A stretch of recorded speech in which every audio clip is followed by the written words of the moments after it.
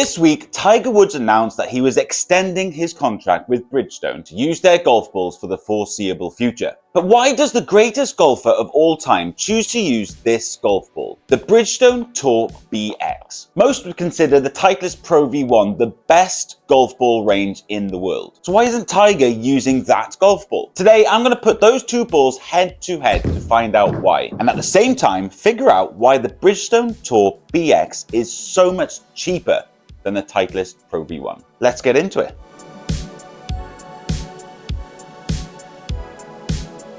First up is the Bridgestone Tour BX, the trusted golf ball by the GOAT himself. Bridgestone claim that this golf ball has unmatched control for faster swing speeds, with greater distance and spin. But then on the other hand, you've got the Titleist Pro V1, the gold standard for golf balls. It's known for its consistent performance, incredible feel, and fantastic spin control. So why would Tiger Woods choose the Bridgestone over this iconic golf ball? Well, Tiger Woods has been using Bridgestone golf balls since 2016, but claims he's actually worked with the team for more than 20 years. It's fairly well known that the old Nike golf balls actually evolved into the Bridgestone balls that we see today, and that Tiger Woods has actually had a personal touch in the design of these golf balls from the very start. He's worked with this team for so long that he's managed to create a golf ball that is perfect for his game. So in all fairness, it kind of makes sense why he would choose this golf ball over the Titleist Pro V1. But the real question is, how does the performance stack up against the Pro V1? And more importantly, can average golfers like us actually use a golf ball designed specifically for a Tour Pro? Well, let's find out.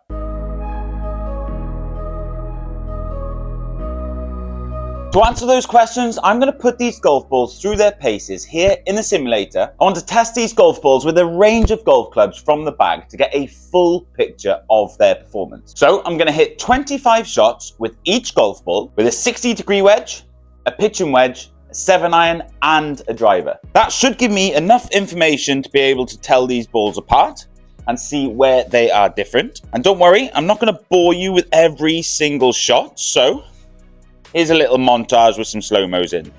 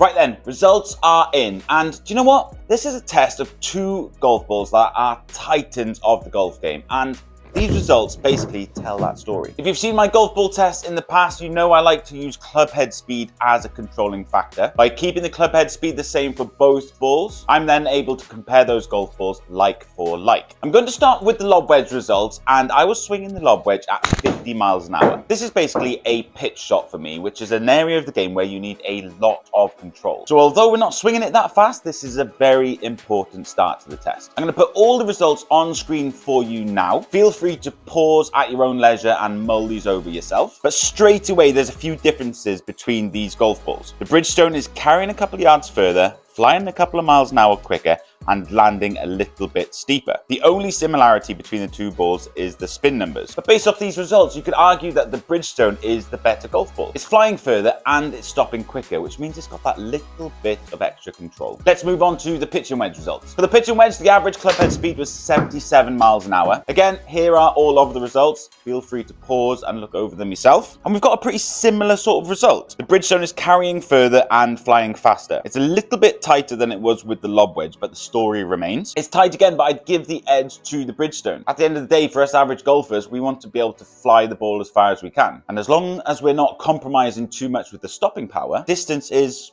a really big factor for us. So again, the Bridgestone is basically taken the lead so far. Let's see what's going on with the 7-iron. For the 7-iron, I was swinging the club at 87 miles an hour. I don't mean to be flogging a dead horse here, but the results with the 7-iron are very similar to the wedges. Again, we've got the Bridgestone flying further and faster, but this time the spin numbers and descent angles are very similar. So again, the stopping power of these golf balls is basically the same, but the Bridgestone is carrying that little bit further. The way this golf ball is built is clearly yielding higher ball speeds. Sometimes when a golf ball is built for speed, it can sort of let itself down with the spin numbers and flight, but I'm not seeing that with this golf ball. This is the 2024 version of the golf ball, and it feels like it's as good as it can get. It's a very good golf ball so far. Finally, let's have a look at the driver results. For the driver test, I was swinging the golf club at 100 miles an hour. This isn't full tilt, but it's a very repeatable speed, which is important for the test. For the last time, here are all of the results. Again, there's a clear winner in my opinion, and it goes to the Bridgestone again. It's the same story. It's flying further and it's flying faster, but this time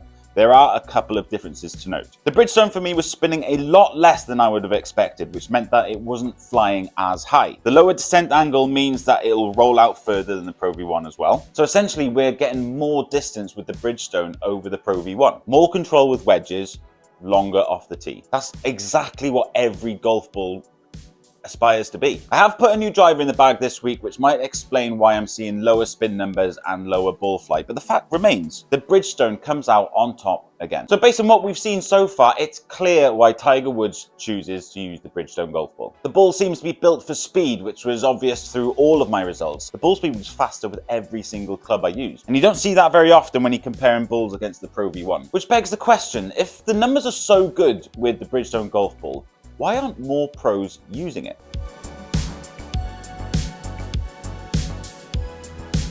I think part of the decision why pros aren't using the Bridgestone is down to feel. The Pro V1 feels great when you hit it. It's got this kind of like firm softness to it. I know that sounds very contradicting, but anyone who's hit a Pro V1 will know what I'm talking about. Whereas the Bridgestone does feel that little bit firmer. There's not a huge difference between the two of them, but the best way for me to sort of show you the difference is with sound. This is what the Pro V1 sounds like.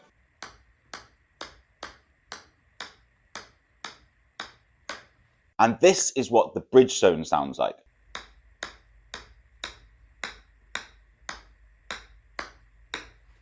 Just that slightly higher pitch with the Bridgestone, which comes across in feel as a little bit firmer. If we put contracts and money aside, I think most of us, including pros, would actually prefer the feel of a Pro V1. But the question is, why aren't more pros using it? So we have to consider that important elephant in the room: money.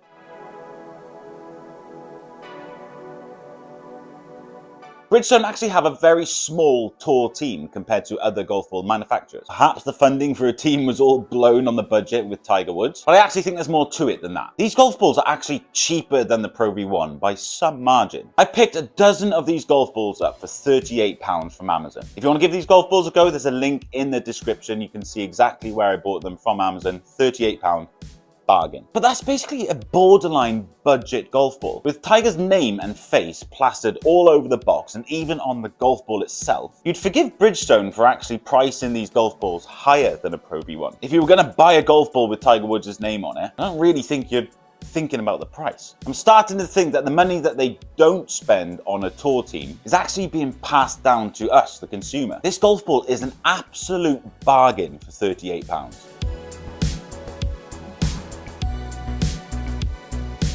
From the testing I've done, this golf ball is a great ball. If someone like Tiger Woods is relying on this golf ball on tour, then it has to be a good golf ball. We can debate and contemplate about why it's so much cheaper than a Pro V1, but the fact is this golf ball is an absolute bargain. I'm going to do some more testing outdoors when I get a chance, and maybe this golf ball actually goes in the bag. I'm always in the mood for saving a bit of money. But anyway, that's the end of the video. Thanks for watching this whole video. If you've made it this far and you're not subscribed, please consider hitting that like and subscribe button. It really helps the channel grow. But for now, thanks again for watching, and I'll see you next week for another video.